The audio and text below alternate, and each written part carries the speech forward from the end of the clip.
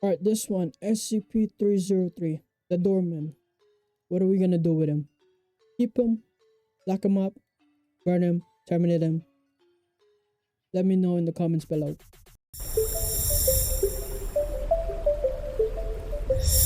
Alright, this one is SCP-303, the Doorman, by TheRubber. Alright, let's watch it. The Foundation ordered a male D-Class personnel to torture D-3032 with a combat knife until she opened the door. After 2 hours of tormenting, D-3032 died from blood loss. She made no attempt to open the door in the entire process. Hello everybody, I'm TheRubber. What's the door? Today, we bring you What's up, SCP TheRubber? Foundation Euclid Class Object SCP-303. SCP-303, also known as the Doorman, is a nude, sexless, emaciated humanoid figure with reddish-brown skin. Instead of That is normal definitely facial a features, SCP. its head is dominated by an extremely large mouth, which bears a set of oversized human teeth. It continually vocalizes a wheezing noise loud enough to be heard from the other side of most solid doors. The creeper, huh? SCP-303 will periodically materialize behind any closed door, hatch, or other entryway barrier opposite an observer, chosen by unknown means. 303 will then remain behind the door for an indeterminate amount of time. Any individual attempting to open the door or barrier will experience intense, paralyzing fear that lasts until 303 dematerializes. However, analysis indicates that SCP-303 is not, in fact, purposefully inducing fear in the victims. Okay. SCP-303 does not allow itself to come into direct visual contact with any observer, and has never allowed any individual to view more than 10% of its form. When the door or other entryway barrier is partially or completely transparent, 303 will materialize. I'd say shy guy, but there's another shy guy. 10% or less of its body visible, or cause effects of fog or frost on the transparent This boy surface trolling, to bro. achieve That the thing same is just effect. trolling you. If SCP-303 is approached from a direction in which there is not a solid object or door-breaking line of sight, it will dematerialize before direct visual contact is made. Any electronic or complex mechanical devices that 303 encounters will temporarily be disabled. 303 has made no recorded attempt to engage any observer physically or verbally. In an incident, a Foundation agent was showering in her private quarters bathroom when she became aware of the presence of 303 on the opposite side of the shower curtain. It was wheezing extremely Alright, man, now you're loudly. doing too much, bro. Startled by the discovery, she accidentally struck the shower curtain, causing it to sway outwards. The curtain partially wrapped around 303, revealing that it was less than 0.5 meters from the curtain, standing erect and facing the shower. The agent reports spending approximately the next 3 hours sobbing in the shower. 3 quietly, hours? as not to disturb 303. Luckily, Long the agent time. was able to exit the shower when 303's wheezing stopped. In another incident, an agent encountered 303 inside the Foundation's break room. He was attempting to obtain coffee creamer from the counter cabinet when he heard loud wheezing emanating from the cabinet and was overtaken by overwhelming fear. The agent later reported that 303 was huddled in the cabinet in a fetal position. The agent was too afraid to open the cabinet at that moment. Yeah, I feel like this Later, one's when just the cabinet was like examined, scaring people. one container of powdered coffee creamer was missing. This is the first recorded instance of SCP-303 removing an object from a scene. After the object missing incident, a professor was discovered dead from dehydration in a second-floor storage room. It was estimated that the professor spent up to 5 days in the storage room before being discovered. A small 4-meter by 4-meter decompression chamber separated the storage room from the adjoining hallway. 303 occupied the decompression chamber for the duration of the professor's isolation in the storage room, disallowing entry from either direction and making it impossible for him to leave.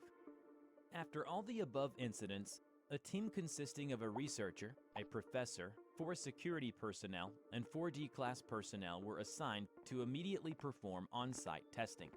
The following test took place at the door to a room from the first-floor hallway, which SCP-303 was reported to be within the room. One male D-Class personnel, D-3031, was ordered to open the door, and threatened that if he does not open the door, he would be transferred to another horrible SCP duty for non-compliance. Ain't nobody want to open that door, bro. Look at it. Look at that guy.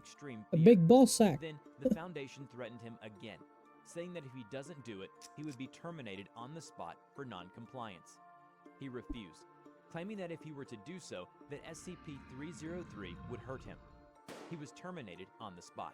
Damn, really? Shortly after, a female D-Class personnel, D-3032, that had witnessed the termination of D-3031 was ordered to open the door, and threatened that she would be terminated on the spot for non-compliance. She refused, claiming that if she opened the door, that SCP-303 would hurt her. And although D-3032 was not terminated, the Foundation ordered a male D-Class personnel, D-3033, to torture D-3032 with a combat knife until she opened the door. After 2 hours of tormenting, D-3032 died from blood loss. She made no attempt to open the door in the entire process. The Foundation once assigned Dr. Hessen to test on SCP-303, along with SCP-729-J. SCP-729-J is a soft toy that gives death stare and corrode anything or anyone who even catches a slight look at it. When Dr. Hessen was told to walk through the door with 303 on the other side, that shit's in her bag. SCP-729-J, 303 promptly opened the door for Dr. Hessen and ushered her through before quickly exiting the room, with Dr. Hessen showing no sign of the usual fear response. 303 was found 6 hours later in an abandoned storage closet in a fetal position, sucking its thumb. SCP-303 appears to have claimed the second-floor storage room as its own. It has so far disallowed any personnel entry to the room since May 4th of 2010. It leaves periodically to acquire Foundation property, which is then moved into the second-floor storage room. Am I doing groceries? 303 has acquired 1 cryotube, 3 sets of standard Foundation surgical equipment, 2 D-Class research cadavers, what is it doing in there? Powered generator, a variety large quantities of chemicals, and also a container of powdered coffee creamer. In addition to this, a number of classified materials have been obtained by SCP-303.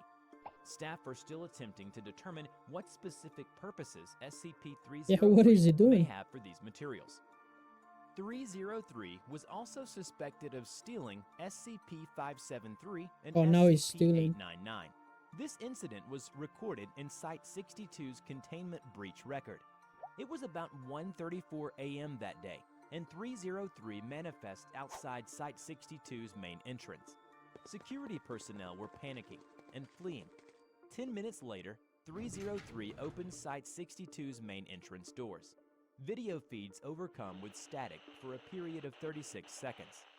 Video blackout follows possible route of entity through site. Then, a SCP personnel reported seeing 303. It headed towards inanimate SCP storage vaults. Security team was tasked to contain 303 immediately. After about 20 minutes, the entire security team was incapacitated by SCP-303. 303 exits Site-62 unopposed, and video interference finally ceases. Security later reports an overwhelming feeling of terror, preventing them from acting against 303. Upon inspection of Site-62 after the incident, SCP-573 was found missing. Warnings sent out to all sites to be on guard for the entity. However, things didn't just end there. Around 6:17 in the evening the next day, personnel at an unknown site report feeling of unease and panic. As the site is situated in the Rocky Mountains, it was put on lockdown while nearby sites were contacted. All the video feeds of the site were disrupted. Power fails, distress signal deactivates automatically. The site was unresponsive to outside contact.